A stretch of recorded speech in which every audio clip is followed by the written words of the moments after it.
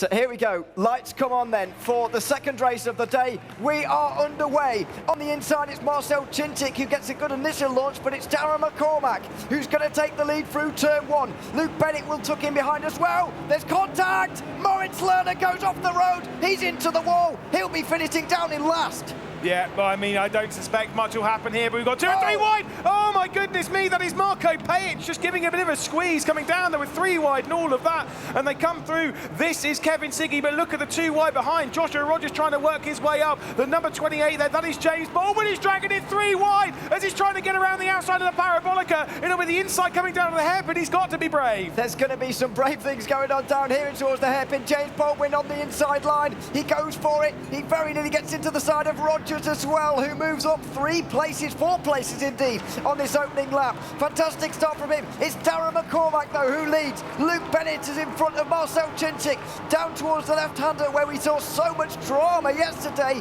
This time, it's a little bit calmer up at the front.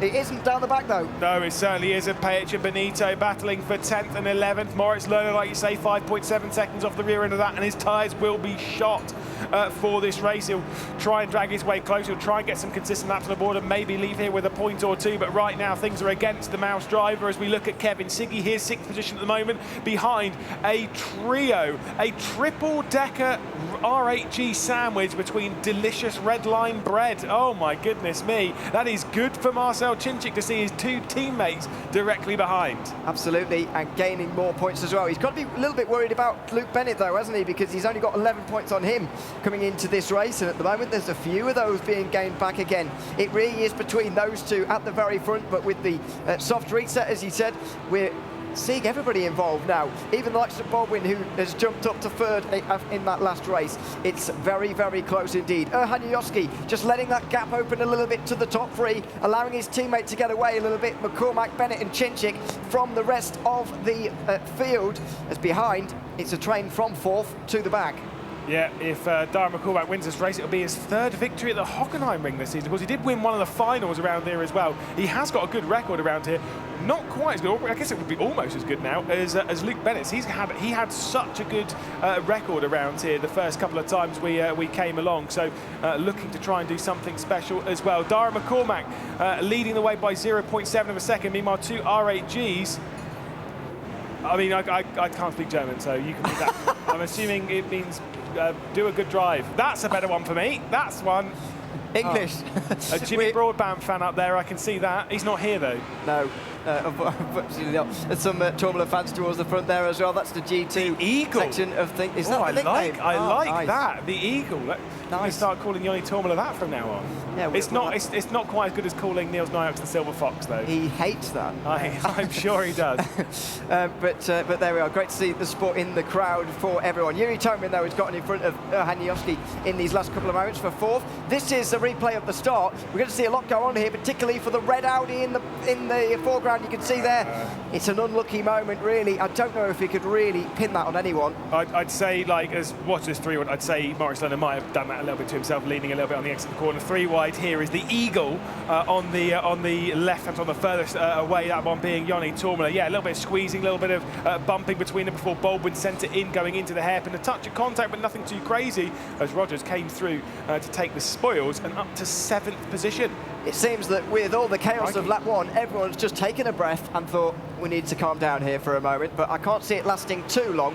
They'll be single file this time, or will they? Josh Rogers, big dive on the brakes. Whoa. There's a late moment from Yuyovsky as well, who makes a mistake. Kevin Siggy frustrated with himself as he goes wide. Here comes James Baldwin alongside him, as in front it's Audi versus Porsche with Yuyovsky and Rogers into the left-hander. He goes one way and then the other. Rogers can't go through, but the Macedonian goes wide. Here comes Josh Rogers on the outside line through the right-hander. He should have this place with his nose in front. Josh Rogers up to 5th position after starting way down towards the back. Yes, keep this atmosphere going. We are loving this. Joshua Rogers then working his way forward up to 5th position. I think it was a mistake from Kevin Siggy going into the back a little bit of Yuyovsky at the hairpin. Then Yuyovsky made his own mistake. Here comes Siggy on the back of Yuyovsky as well. And I've said before, when Veracity said that Yuyovsky was a 2-time R-Factor 2 GT Pro champion, who did Yuyovsky beat in both of those champions? Yes, it was Kevin Kevin Siggy. These two have history on the racetrack, and they are carrying it on here. This is why I love seeing this grid.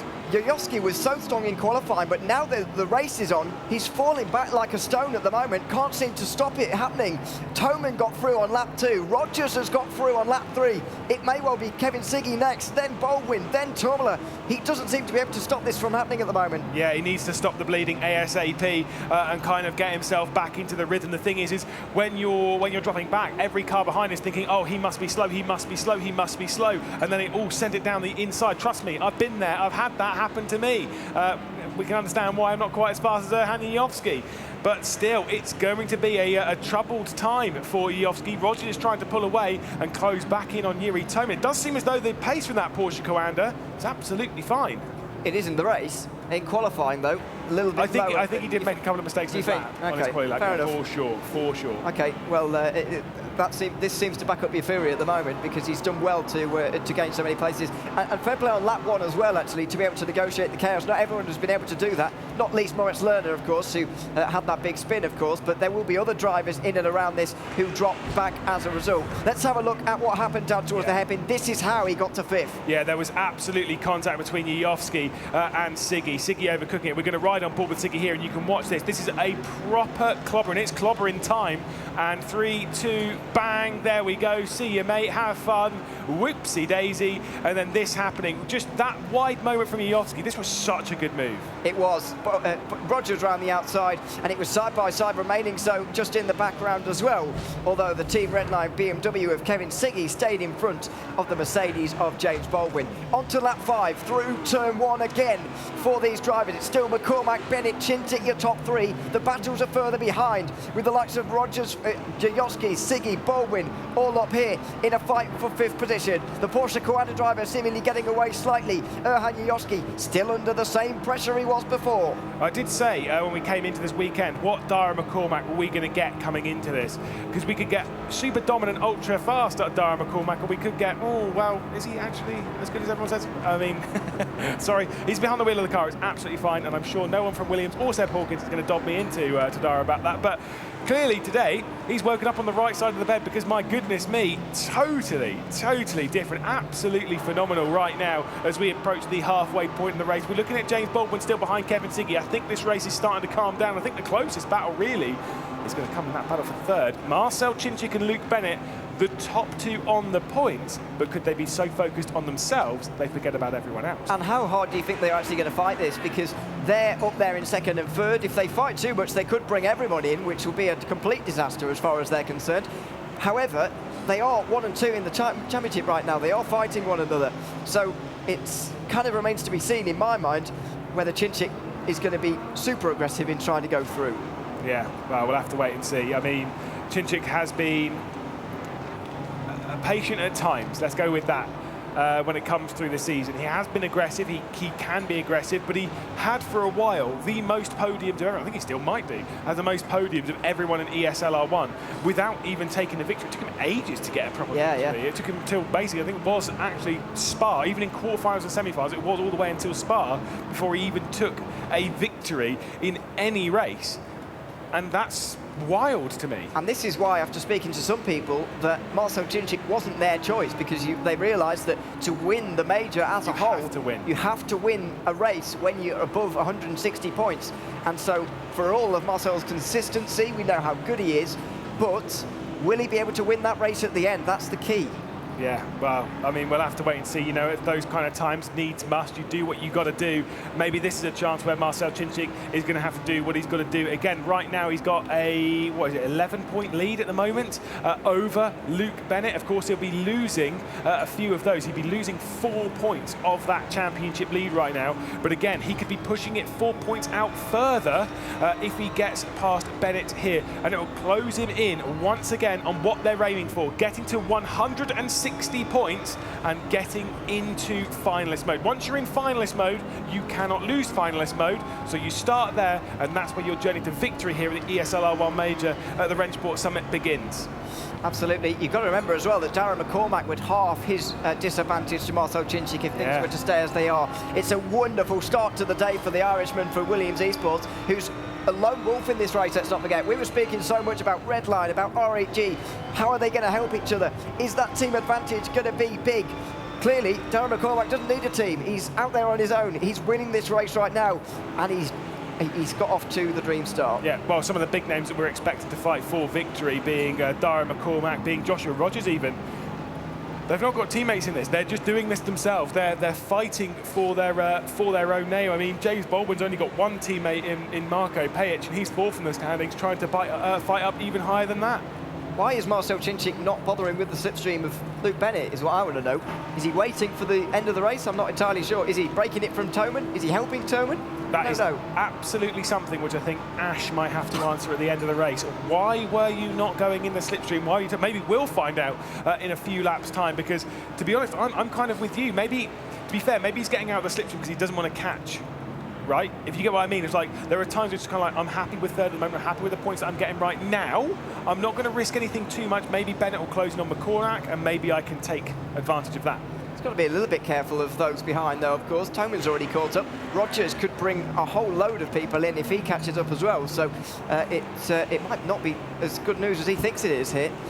For Marcel Chinchik. Still 3 laps to go at the end of this one. Still Darren McCormack leading, and he's finally broken the slipstream from Luke Bennett. It's the top two in the championship fight for second and third, with behind Toman, then Rogers in that big fight further down. Marcel Chinchik, though, is getting closer. Close. And once again, he's not bothering with any slipstream. That is interesting. I don't really know 100% why. Again, those are the questions that we need to ask.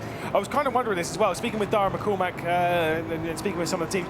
Again, to remind you of how the BOP works in all of this. Effectively, they're BOPing each other's cars. So Darren McCormack in a Mercedes will do some laps in like a BMW or an Audi or a Porsche, and will prove why it's fast and how it's fast, and then what needs to be done. So there's no sandbagging or anything like that. So obviously, if you sandbag, then that car's going to be completely overpowered, and then you're definitely going to lose. We wonder if people had kind of not really rated the Merc as strong as it can be. Let's see if Marcel Chinchik, though, can drag his Audi R8 past the red line BMW as he'll try and get the outside of the hairpin. He will just about get room there on the outside. Great respect between them. And Marcel Chinchik could well be into second place here. Luke Bennett has to tuck in as well. Round the outside of such a tight corner is so difficult to do. Luke Bennett goes to the outside again. This is where there was so much drama involving him yesterday as well. Not able to do it again. Marcel Chinchik up to second place. Yeah, it's effectively guaranteeing Darren McCormack the victory now, because he's starting to clear off into the distance. Marcel Chinchik past Luke Bennett, again pulling out an extra, what would now be an extra 4 points on the championship lead. It would go to from 11-point lead to 15, an important 20 points for Marcel Chinchik. He's looking to be the first driver as well to get into finalist mode. He would still be 2 races away from it if he only gets 20 points. So 20 points is not enough to do it in the next race. He'd be a couple of points shy of it. But still, he is looking to consistently get himself into finalist mode. Maybe then we'll see a much more risky and a much more daring Marcel Chinchik, because he'll have nothing to lose at that point. He'd be 27 points short at the moment, by the way, if things were to end as they are. Kevin Siggy has received a slowdown penalty as well, which is going to be served out of turn 3, the little left-hander just before the parabolica there. So that will be for contact earlier on in the race. It could have been any of the bits of contact, to be honest, in the opening laps, because it was absolute carnage on occasion. He will pull to the left-hand side here, which the drivers are instructed to do, and then get slowed down. All 4 of the drivers behind him will go past, and Moritz Lerner might even fancy his chances. Yeah, it's going to be quite tight. I think Marco Pajic will just about do it, as he will now start getting back up to speed. Marco Pajic would have to go for a big dive. You can see the defensive move in the background as we ride on board now with Jiri Toman. I think that is going to be held by Kevin Siggy over Marco Pajic. But Luke Bennett is feeling the pressure, not from Marcel Chinchik, because he's dropped off the rear end. These Audi R8s, we were talking about this yesterday, they come on strong late in the race, and we're seeing this once again. We saw this back in Katowice. They got strong, particularly in the hands of Jiri Toman late in the race. He looks after his tyres really well. And RAG, of course, are going to try and help out Chinchik. They're going to try and help themselves. Jiri Toman needs a good result here. He really does. After only 1 point in the previous race, that dropped him a couple of championship places as well. Marco Pajic didn't quite get through on Kevin Siggy, it turns out, in the end. So himself and Enzo Benito are down towards the back, with Bennett further up again. And that's all the more pointing to the fact that they'll be helping Bennett a little bit later on in whatever way they can. Yeah, certainly so. On board with Pajic now. Like you say, tight fights, tight trains, tight everything at the moment, as Jiri Toman's into that slipstream once again. Bennett's starting to feel the pressure. He's 1.1 seconds. By the way, Marcel Czincik's really closing back in on Dara McCormack. That's a little wide though from Yuri Toman as we head onto the final lap. Of course, Czincik's not going to be able to close McCormack. I'm sure he's driving well within himself, but right now this is where all the pressure is, and here comes the chance. You've got Toman, you've got Rogers, and you've got Yuyovski, all really tight.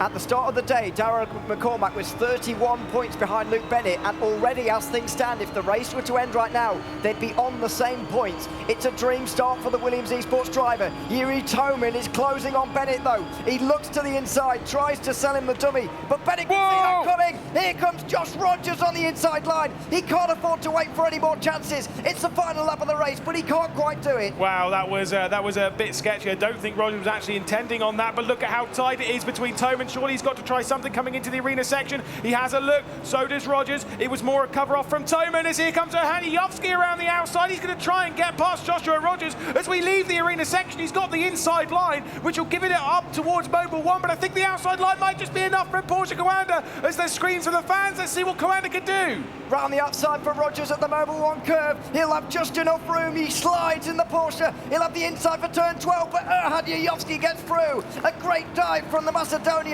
He's into the top 5. Josh Rogers not going to let him not going to let him go for the rest of the race.